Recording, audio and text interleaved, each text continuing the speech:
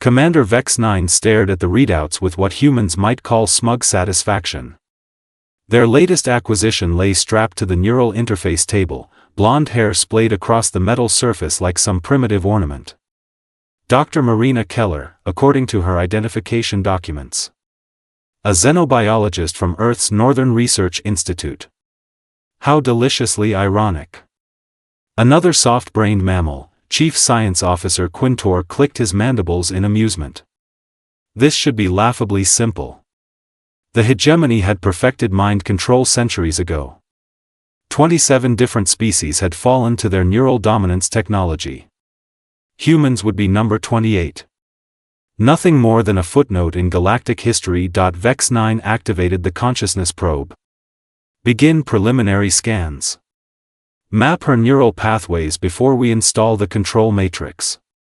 The scanning beams hummed to life, casting eerie blue light across Dr. Keller's unconscious form. Data streamed across holographic displays, showing brain activity patterns that made both aliens pause. Commander. Quintor's voice carried a note of confusion. These readings are unusual. Define unusual. Her neural network density is 3 times higher than our projections suggested. The interconnectivity patterns are almost chaotic, yet somehow organized. Vex-9 leaned closer to examine the data. Human brains, according to their research, should be straightforward biological computers. Simple input-output systems, easily overwritten by superior hegemony technology. This specimen, however, displayed complexity levels approaching their own species. Irrelevant, he decided. Activate the control matrix. Maximum intensity. The neural interface crown descended onto Dr. Keller's head with mechanical precision. Dozens of microfilaments made contact with her skull, preparing to rewrite her consciousness entirely. The process had never failed. Not once in 400 years of galactic conquest. Matrix online. Beginning consciousness override in 3, 2, 1, energy surged through the interface. On the monitors, Dr. Keller's brain lit up like a solar flare. Her body convulsed against the restraints as alien technology attempted to seize control of her mind. For exactly 4.7 seconds, everything proceeded according to plan. Then Dr. Marina Keller opened her eyes and smiled. Well, she said conversationally, that was certainly interesting. Both aliens stepped backward. Quintor's compound eyes widened to their maximum aperture. Impossible. The neural override should have complete dominance over her cognitive functions. Dr. Keller sat up, the supposedly unbreakable restraints falling away like party streamers. The control matrix crown, still supposedly pumping mind-crushing energy into her brain, sparked once and went dark. You know, she continued, stretching like someone waking from a pleasant nap, I've always wondered what it would feel like to have alien technology in my head. Turns out, it tickles. Commander Vex-9's vocal sacs inflated with indignation. Surrender, human. You are under our complete mental dominance. Am I? Dr. Keller tilted her head thoughtfully. Because I'm feeling pretty, me, actually. Maybe even more me than usual. She tapped the dead control matrix with one finger. This thing of yours? It's quite clever. Very sophisticated neural mapping, impressive synaptic interface design. One tiny problem though. What problem? Quintor demanded. You assumed human brains work like yours. The xenobiologist hopped off the table and began examining the alien equipment with professional curiosity. See, you've built this whole system around the idea that consciousness is centralized. One core processing unit that can be overridden and replaced. Very logical. Very alien. She picked up a neural probe and studied its design. But human brains? We're a hot mess. Distributed processing, redundant systems, evolved chaos. You tried to take control of one part of my mind, but the other 7 parts were like, hey, who invited you to the party? Vex-9's translator struggled with the colloquial expressions. Explain this impossibility. Oh, it gets better. Dr. Keller grinned, and both aliens noticed her smile carried a distinctly predatory quality. Your control matrix? It's still connected to my brain. Still feeding me all that lovely alien technology knowledge. Except instead of controlling me. She waggled her fingers at the now sparking equipment around the room. I'm controlling it. Every screen in the laboratory flickered. Error messages appeared in the Hegemony's most secure programming languages. Containment fields throughout the ship began cycling on and off in rhythmic patterns. Stop this immediately. Commander Vex 9 lunged for the emergency controls. Dr. Keller sked disapprovingly. Now. No need for violence. Though I have to say, your ship's computer systems are fascinatingly complex. So many interesting files, military deployment schedules, conquered species databases, something called a human extermination protocol. Her voice turned noticeably colder. That last one seems rather rude. Quintor scrambled toward the communications array. Security alert. Containment breach in Laboratory 7. Oh, I wouldn't bother with that if I were you, Dr. Keller said pleasantly. I've taken the liberty of rerouting your communications through my new neural network. Amazing what you can do when you combine human creativity with alien technology. The chief science officer's mandibles clicked frantically as he discovered his equipment no longer responded to his commands. Throughout the ship, similar scenes played out as human consciousness, filtered through advanced alien technology, began asserting control over hegemony systems. Besides, Dr. Keller continued, we should probably have a little chat about your species' aggressive expansion policies. I've been browsing your conquest records, and frankly, I'm appalled. 27 civilizations? Really? Commander Vex 9 drew what appeared to be an energy weapon. Release our systems immediately, or face the consequences. Consequences? Dr. Keller laughed, a sound that somehow managed to be both delighted and terrifying. Commander, I've just gained access to the most advanced technology in the galaxy, and I'm a xenobiologist who spent her entire career studying how different species think and behave. Do you really want to threaten me right now? The weapon in Vex 9's appendage flickered and died. Around the laboratory, every piece of equipment began displaying the same message in glowing letters: human brain, unpredictable. Adaptation, complete. Resistance, futile. You see, Dr. Keller explained, settling into the commander's chair with casual confidence, you made one critical error in your calculations. You assumed that taking control of a human mind would be like installing new software. But human consciousness isn't software. It's more like a virus that adapts to whatever system it encounters. She gestured to the chaos around them. And now that virus has access to your entire technological infrastructure. Fascinating possibilities, really. I'm already thinking of improvements I could make to your propulsion systems. Your weapons arrays could use some serious optimization. Oh, and your life support systems? Terribly inefficient.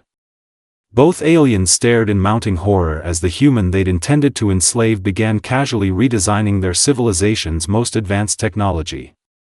But don't worry, Dr. Keller said with that same predatory smile. I'm not unreasonable. We can work something out. After all, you did give me quite an interesting gift. She tapped her temple, where faint energy patterns still flickered beneath her skin. The question is, what am I going to do with it? 3 hours later, Commander Vex 9 found himself in the unprecedented position of being a prisoner aboard his own flagship.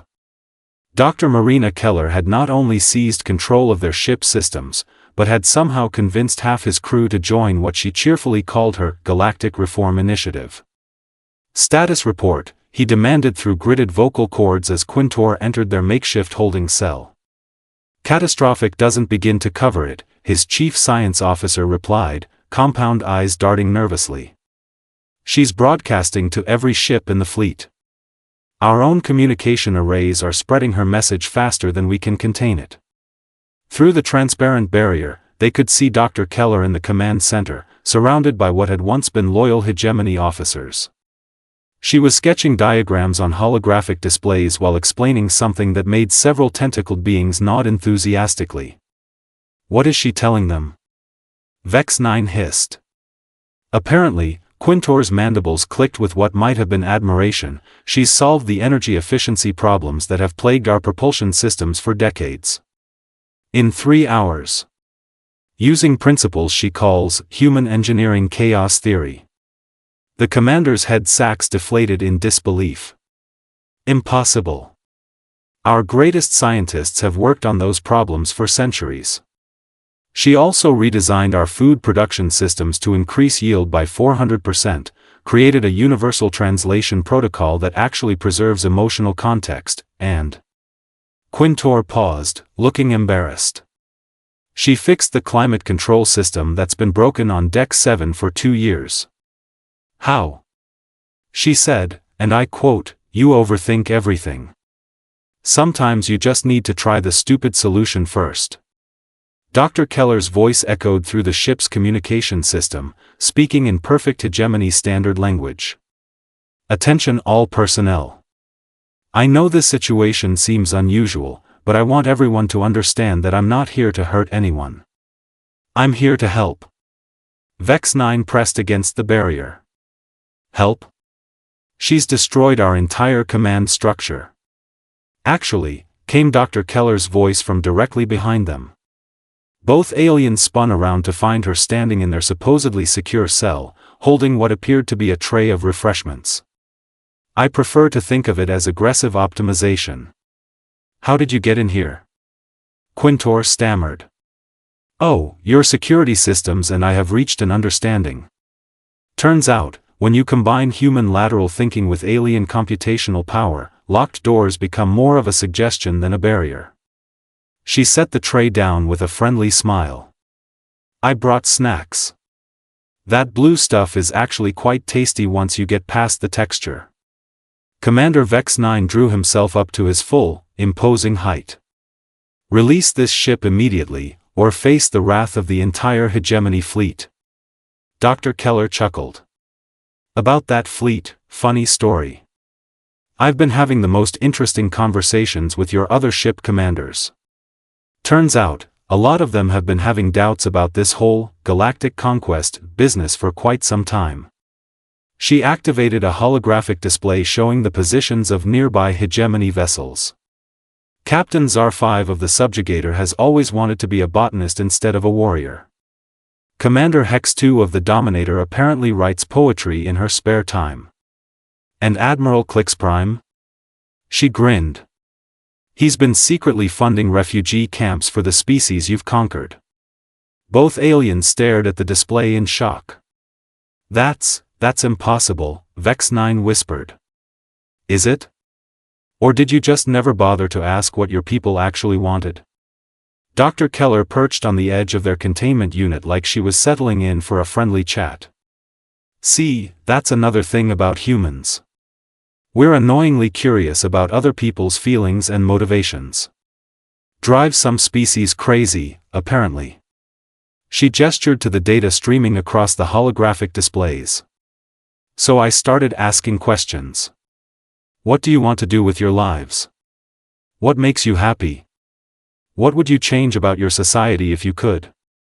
And you know what I discovered? What? Quintor asked, almost despite himself. Nobody in your entire military structure actually enjoys the conquering part. You're all just doing it because it's what you've always done. Talk about a massive waste of potential. The ship's intercom crackled to life. Dr. Keller to the bridge. The Terran delegation has arrived. Terran delegation? Vex 9's voice cracked. Doctor. Keller stood up, brushing imaginary dust from her clothes. Oh, did I forget to mention? While I was reorganizing your fleet, I also sent a little message home. Earth's diplomatic corps was very interested to learn about your species. Apparently, we've been wondering when we'd make first contact. You've doomed us all, the commander moaned. Have I? Or have I just arranged the galaxy's first proper introduction? She headed toward the cell's exit, which opened automatically at her approach. By the way, you might want to prepare for some cultural exchange programs. Humans love sharing technology, art, music, and food. Fair warning though, we're going to want to know everything about how your propulsion systems work. Wait! Quintor called out. What happens to us? To the Hegemony? Dr. Keller paused in the doorway. Well, that depends entirely on you. You can keep trying to conquer people and deal with increasingly annoyed human diplomatic interventions. Or. She smiled that predatory smile again. You can join the Galactic Cooperation Initiative I'm putting together. Amazing what you can accomplish when everyone's working toward the same goal instead of trying to dominate each other. And if we refuse? Then you'll be dealing with my colleague, Dr. James Parker, who specializes in military applications of xenobiology. He's significantly less patient than I am. Her expression grew serious. The choice is yours, Commander. But choose wisely. Humans don't like bullies, and we're very good at stopping them. She disappeared into the corridor, leaving both aliens staring after her. Quintor, Vex 9 said slowly, what have we done? I believe, his science officer replied thoughtfully, we have accidentally initiated first contact with the most dangerously helpful species in the galaxy. Through their cell's viewport, they could see human ships appearing alongside the Hegemony fleet. Not warships, but vessels clearly designed for exploration, research, and cooperation. Dr. Keller's voice echoed through the ship one final time, attention all hands. Welcome to the beginning of a much more interesting galaxy. Please prepare for new crew member orientations. The humans are bringing coffee, and trust me, you're going to love it. Commander Vex 9 slumped against the wall. We came here to conquer one small planet. Yes, Quintor agreed miserably. And instead, they conquered us without firing a single shot. It appears so. In the distance, they could hear what sounded suspiciously like laughter and the clinking of cups. Apparently, the Galactic Cooperation Initiative was already serving refreshments. Quintor? Yes, Commander? Do you think that coffee is really as good as she claims? There was a long pause. Then, very quietly, there's only one way to find out. And somewhere in the depths of space, the galaxy's newest diplomatic alliance began with the simple act of sharing a meal.